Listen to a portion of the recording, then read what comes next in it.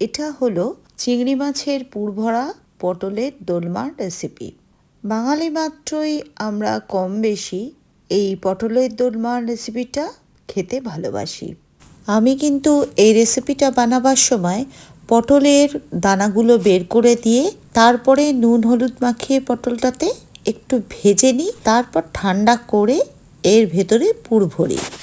এই রেসিপিটা আমার আগেই বড় ভিডিওতে আপলোড করা আছে। এই রেসিপিটা খুব সামান্য করে দেখানো একটু কষ্টসাধ্য, এখানে আমি তাই কোনো রকম বর্ণনা করলাম না।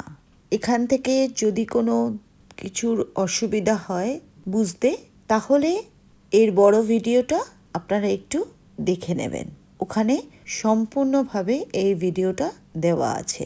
আমি অবশ্যই বড় ভিডিওর লিঙ্কটা ডেসক্রিপশন বক্সে দিয়ে দেব।